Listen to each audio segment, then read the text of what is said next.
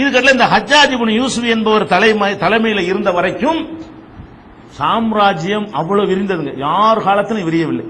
இந்த ஹஜ்ஜாஜ் இப்னு யூசுப் தலைவராக இருந்த காலத்துல தான் என்ன செய்யுது, பெரிய அளவுக்கு விஸ்தீர்ணமாகிட்டே போயிட்டு இருக்கு. விஸ்தீர்ணம்னா என்ன, போறது, ஒரு நாட்டை பிடிக்கிறது, பிடிச்சி ஆள்வதெல்லாம் கிடையாது.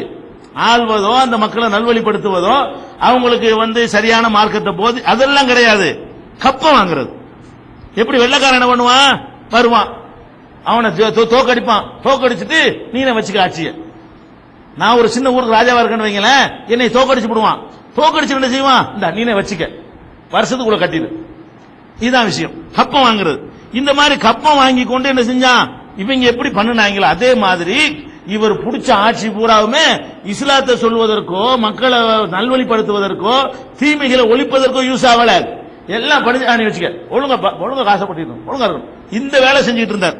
அந்த மாதிரியான கப்பம் கட்டக்கூடிய சாம்ராஜ்யங்களை, நிறைய சிற்றரசுகளை நிறைய நெஞ்சாரு உருவாக்கினாரு.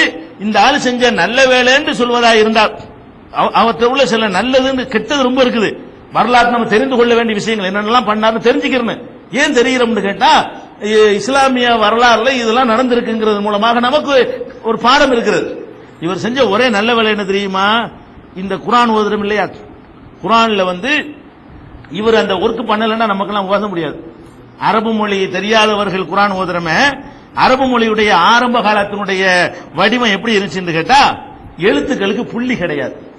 எழுத்துக்களுக்கு என்ன இல்ல, புள்ளி கிடையாது. இப்ப புள்ளி இல்லைன்னு உதாரணமா எடுத்துக்கிறீங்களேன், பேண்ட் ஒரு எழுத்து இருக்கு, பான்னு சொல்லுவோம். அது பேண்ட் நம்ம நாட்டு பாஷையில பேண்ட் தானே சொல்லுவாங்க, அது பாகுண்டு அதுக்கு பேரு. நம்ம நாட்டுல பே தேண்டு ஏகாரம் போட்டு தான் சொல்றாங்க.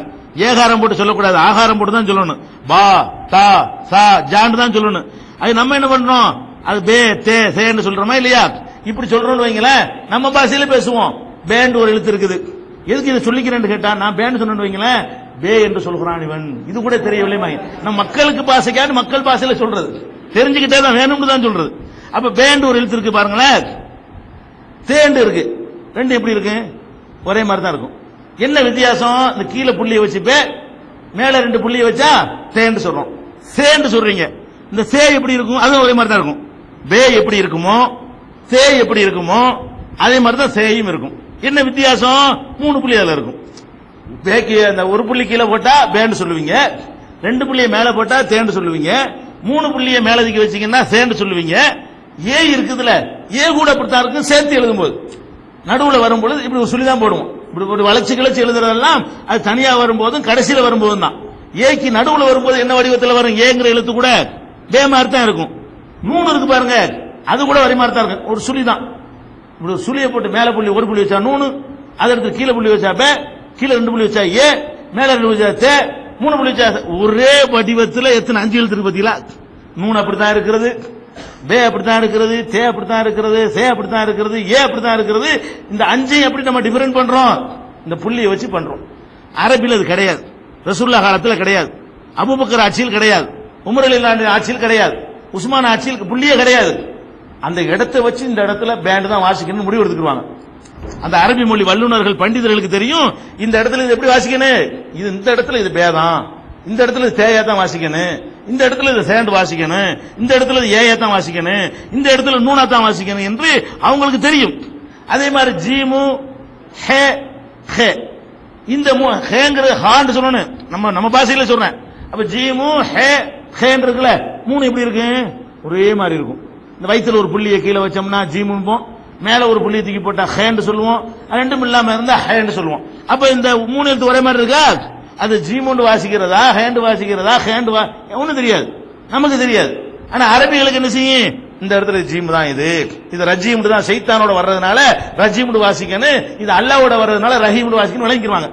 சைத்தானை பத்தி பேசுறதுனால என்னவா தான் இருக்கணும், ரஹீம் ரஜீம் ரெண்டு ஒரு மாதிரி தான் இருக்கு.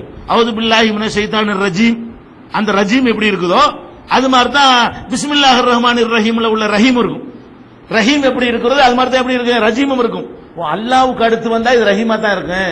இது சைத்தானை பத்தி வர்றதுனால ரஜீம்னா விரட்டப்பட்டவன், ரஹீம்னா அருள் செய்யறவன், அர்த்தமும் வேற. அப்ப இதை என்ன பண்றாரு, இது பெரிய குழப்பமா இருக்குன்னு சொல்லி புள்ளி வைக்கிறத உண்டாக்குறாரு. இவர் தான் என்ன, இவர் அதை உண்டாக்கவில்லை என்று சொன்னால் நம்ம மாதிரி வேற்று மொழிக்காரங்களுக்கு கஷ்டமா போயிருக்கும். நமக்கு இந்த புள்ளி போட்ட கஷ்டமா சிரமப்படுறோம், இது பே என்றும் தே என்றும் உச்சரிக்கிறோமா இல்லையா? இந்த அடையாளத்தை உண்டாக்குனது யாரு? இந்த ஹஜ்ஜாஜ் இப்னு யூசுஃபுடைய உத்தரவுல தான் எழுத்துக்களுக்கு என்ன செஞ்சாங்க, புள்ளிகள் போட்டாங்க. இது ஒரு விஷயம்.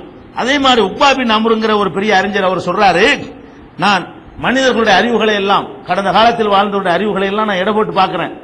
எல்லாருடைய அறிவும் ஒரே மாதிரியா தான் இருக்கிறது. ஒரு துறையில நான் கூட இருந்தா ஒருத்தர் நீங்க கூட இருப்பீங்க, ஒரு துறையில நீங்க கூட இருந்தா ஒருத்தர் அவர் கூட இருப்பாரு. அப்படி இருக்குமே தவிர அவரது எடுத்து பாத்தீங்கன்னு சொன்னா எல்லாருமே சராசரியா தான் இருக்கிறது. ஆனால் நான் வரலாற்றில் பார்க்கிறேன், ரெண்டு பேருடைய அறிவு ரொம்ப, அதாவது எக்ஸ்ட்ரா ஆர்டினரிமாங்கல்ல, சராசரிக்கு மேல இருக்கிறது. அப்படி அப்படி இருக்க முடியாது. அது ரெண்டு பேர் யாரு? ஒரு ஆள் ஹஜ்ஜாஜி, இன்னொரு ஆள் இயாஸ் இப்னு முஆவியா. ஏற்கனவே சொல்லியிருக்கிறேன், இந்த இயாஸ் இப்னு முஆவியா தான் இந்த கதிரியாக்களோட போய் ஆர்குமெண்ட் பண்ணுவாரு, ஜெயிக்குவாரு. இவங்களுக்கு மாதிரியான கிரிமினல் நான் பார்த்தது இல்லைன்னு சொல்லுவாரு. ஏற்கனவே சொல்லியிருக்கிறோம். இந்த இயாஸ் இப்னு முஆவியாவும் ஹஜ்ஜாஜை தவிர மற்ற எல்லாருடைய அறிவும் சமமா இருக்கிறது. இந்த ரெண்டு பேருக்கும் என்னதான் மூளையே தெரியல, அப்படி ஒரு மூளை.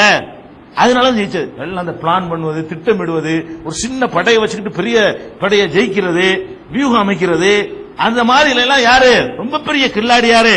ஹஜ்ஜாஜ் இப்னு யூசுப்.